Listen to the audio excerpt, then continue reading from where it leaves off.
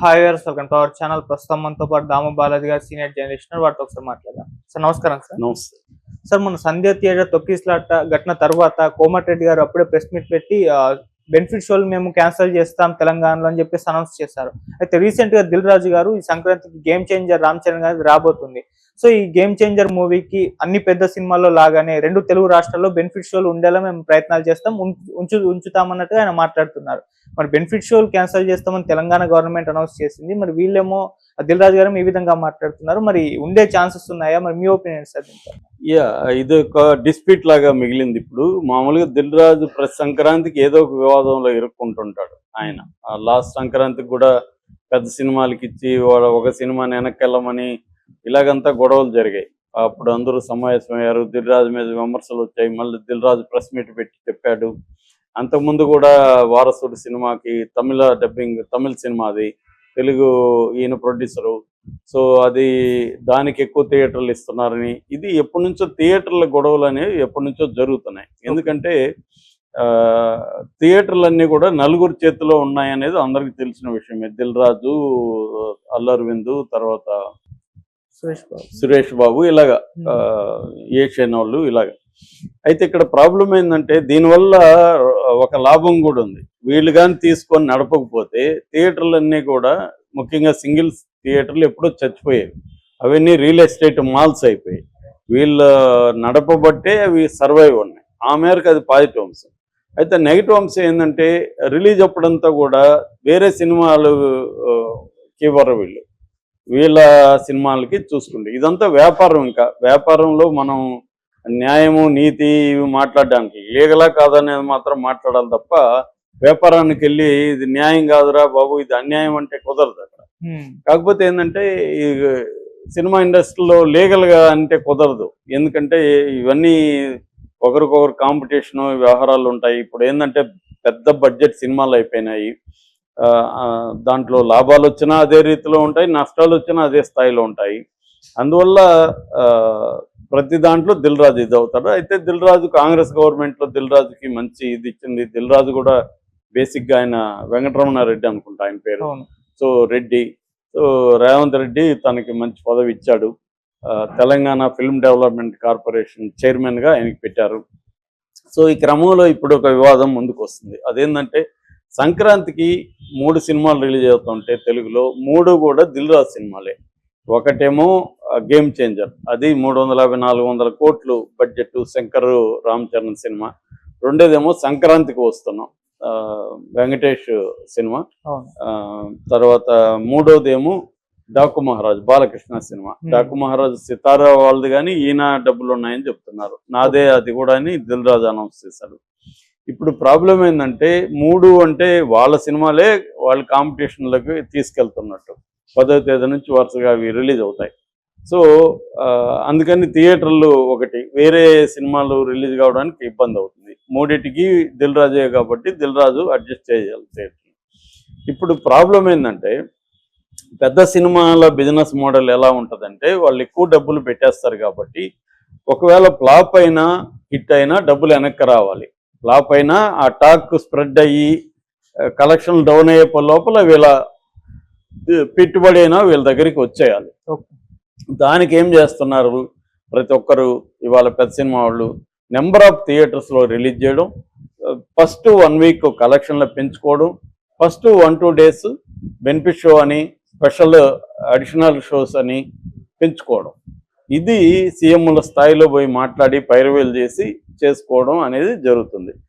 మొన్న కూడా అల్లు అర్జున్ సినిమా పుష్ప 2 కూడా అదే విధంగా బెనిఫిట్ షో పెట్టుకున్నారు. ముందు రోజు 4వ తేదీ 9:30 గంటలకు బెనిఫిట్ షో వేశారు. అక్కడి నుంచి ఇంక వరుసగా షోలు వేసుకుంటా వెళ్ళారు. బెనిఫిట్ షో వల్ల ఏమవుతుందంటే టికెట్ రేట్లు అబ్నార్మల్గా పెట్టుకోవచ్చు. 800-900 పెట్టారు. అది ఒక 2000-3000 వరకు కూడా అమ్ముడుపోయిన సందర్భాలు ఉన్నాయి. అందువల్ల ఒక్క బెనిఫిట్ షోలోనే పుష్ప 2కి 10 కోట్లు వచ్చేసాయి. అంటే ఒక్క షోకి 10 కోట్లు వచ్చేసాయి. సో అలాగా వాళ్ళ డబ్బులు మ్యాక్సిమం ఎలా లాగాలి,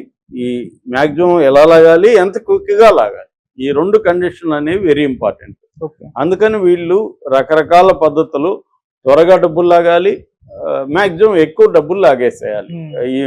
ఈ ఫస్ట్ 2-3 డేస్లోనే డబ్బులు 3 రోజుల్లో మ్యాక్సిమం రాగాలి. అందుకని మనం పుష్ప 2 చూస్తే ఫస్ట్ రోజు కలెక్షన్ ఎంత, దానికి 294 కోట్లు. It's record. ఎందుకంటే అది దాదాపు 12,000 థియేటర్లు, 80 దేశాలు ఈ స్కేల్లో రిలీజ్ అయింది. బెనిఫిట్ షోలు, తర్వాత అడిషనల్ షోలు, టికెట్ రేట్లు పెరగడము, ఇవన్నీ దానికి కలెక్షన్లు వచ్చాయి. అంటే విపరీతంగా హైప్ క్రియేట్ చేయడం, థియేటర్లు విపరీతంగా నెంబర్ ఆఫ్ థియేటర్స్ పెంచేయడం, నెంబర్ ఆఫ్ కంట్రీస్ పెంచేయడం, బెనిఫిట్ షోలు వేసుకోవడం, అడిషనల్ స్క్రీన్లు వేసుకోవడం, అడిషనల్ షోలు వేసుకోవడం, తర్వాత రేట్లు పెంచుకోవడం. ఇది ఇప్పుడున్న రెవెన్యూ మోడల్ జరుగుతున్నది పెద్ద హీరోల సినిమాలు. వాళ్ళని మనం ఏం అనడానికి లేదు, ఎందుకంటే వాళ్ళు అంతంత డబ్బులు పెట్టి ప్రేక్షకులకి ఒక గొప్ప ఎక్స్పీరియన్స్ థియేటర్లో ఇవ్వడానికి వాళ్ళు ట్రై చేస్తున్నప్పుడు దాన్ని మళ్ళీ వెనక్కి తీసుకోవాలి కదా. ప్రొడ్యూసర్ సర్వైవ్ అవుతాయి కదా నెక్స్ట్ సినిమా తీయడానికి. సో ఈ మొత్తంలో ఏంటంటే హీరోలే బాగుపడుతున్నారు.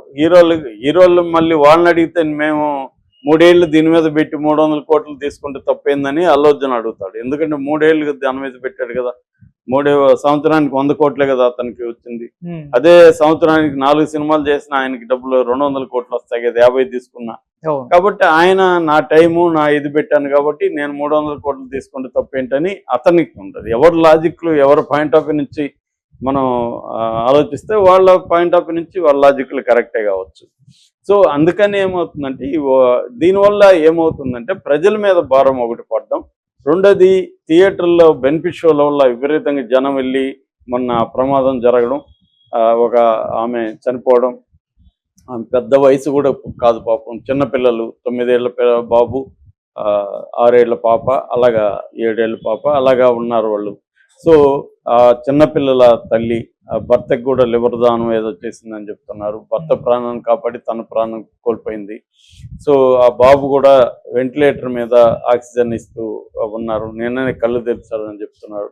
ఈ సంఘటన జరిగేసరికి గవర్నమెంట్ ఏం చేసిందంటే ఇమీడియట్గా సినిమాటోగ్రఫీ మినిస్టర్ కోమటిరెడ్డి వెంకటరెడ్డి నేను అసలు బెనిఫిట్ షోలే రద్దు చేస్తున్నాం, ఏ సినిమాకి ఇవ్వమన్నాడు. మంచి డెసిషన్ అనేది అనుకున్నారు. కానీ అది ఆ డెసిషన్ దీనికి పరిష్కారం కాదు. బెనిఫిట్ షో ఇవ్వడం వల్ల ఇదేం కాదు. రెండోది, కోర్టులో బెయిల్ సందర్భంగా అల్లు అర్జున్ అడ్వకేట్ నిరంజన్ రెడ్డి ఒక ఆర్గ్యుమెంట్ చేశారు. బెనిఫిట్ షో లేదు, గవర్నమెంట్ వీళ్ళకేదో దయదలిచి ఇచ్చిందని మీరు ప్రచారం చేస్తున్నారు.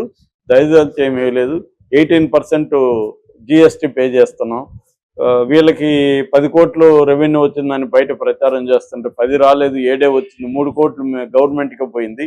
సో గవర్నమెంట్ ఏమి ఊరికే ఇవ్వట్లేదు, గవర్నమెంట్కి ట్యాక్స్ కడుతున్నారు కదా, కాబట్టి గవర్నమెంట్కి డబ్బులు వస్తున్నాయి, అందుకనే ఇస్తున్నారు. సో ఇది చర్చ. బేసిక్గా బెనిఫిట్ షోలు ఈ యాంగిల్లో రద్దు చేయడం అనేది ఉపయోగం లేని అంశం. ఒక సినిమాకి ఇచ్చినప్పుడు ఇంకొక సినిమాకి ఎందుకు రిజెక్ట్ చేస్తారు? సో ఇప్పుడు ఏమో జరుగుతుంది, ఒక పక్క కోమటిరెడ్డి వెంకటరెడ్డి ఏమో అనౌన్స్ చేసేసాడు నేను ఇవ్వనని, దిల్ రాజు ఏమో బెనిఫిట్ షోలు ఉంటాయి అని చెప్తున్నాడు. మరి ఎవరు పవర్ఫుల్ ఇక్కడ? దిల్ రాజు పవర్ఫుల్లా, కోమటిరెడ్డి వెంకటరెడ్డి పవర్ఫుల్లా?